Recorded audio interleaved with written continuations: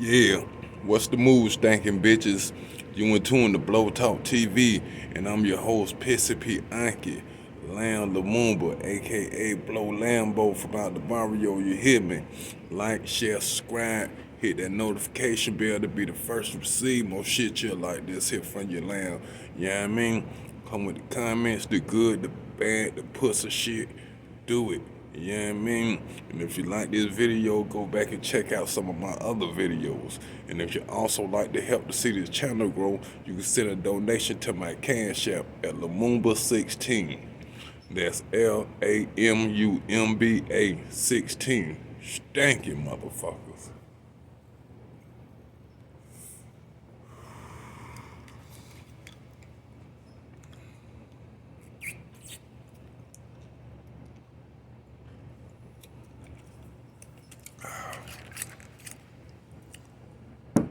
So check the move.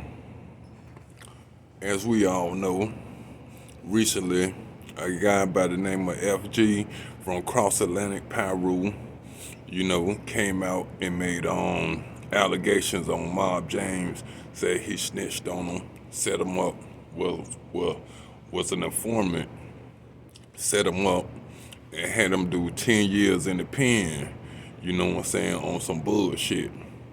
And he came out with this information on Alex Alonso Street Game TV, Street TV, you know, and since then, recently, Mob James finally spoke out about it and expressed how he felt about it, and also on the phone with I guess what his name, Reggie Wright Jr. And so as it goes, okay, FG has the paperwork, but there's nowhere in the paperwork that has Mob James' name on it. Now, FG saying the only reason why his name is not on the paperwork because he didn't go to trial. Now, maybe that's a loophole in the system, you know what I'm saying? But, if it ain't in black and white, you can't just put out those type of allegations on the person, but being that he's the person who did 10 years behind it, he can feel the way he want to feel about it, and so like I said in the earlier video, which I did on this when I first heard about it, I can say, well, to those who don't know who Mob James is, he was a guy who was with Suge Knight in the beginning of Death Row. One of his came straight home from the pen. Suge Knight showed up at his doorstep the next day and gave him a job. Mob James was a childhood friend of Suge Knight, and like I say, if it wasn't for Suge Knight reaching out to him, he wouldn't be doing the things he's doing now with the Gangster Chronicles. But I will say this about Mob James' story. One thing I didn't like that he mentioned his own self, while he was at death row. At one point in time he plotted to kidnap Suge Knight and have him ransom for money.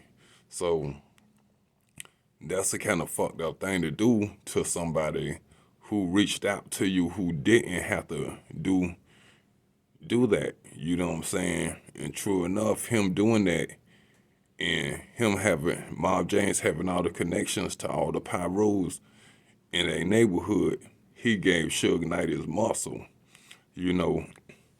But like I say, that's a fucked up thing to do to somebody, who's reached out to you, who's feeding you. You may not be eating off the same plate he's eating off of, but you're surviving, you're getting by, you know what I'm saying?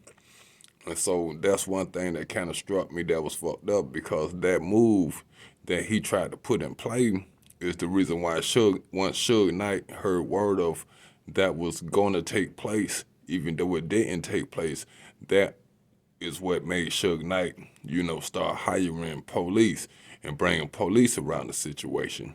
You know what I'm saying? And for Mob James, that's one of the things he say he speak down on, saying how Suge Knight brought the police around, but I mean, what was he supposed to do when he hiring guys and guys was plotting to kidnap and ransom his ass? Now, since then, FG has came out with his own YouTube channel, FG Unleashed. I watch it just as well as I watch Gangster Chronicles, Soapbox Media, or whatever it's called. You know what I'm saying?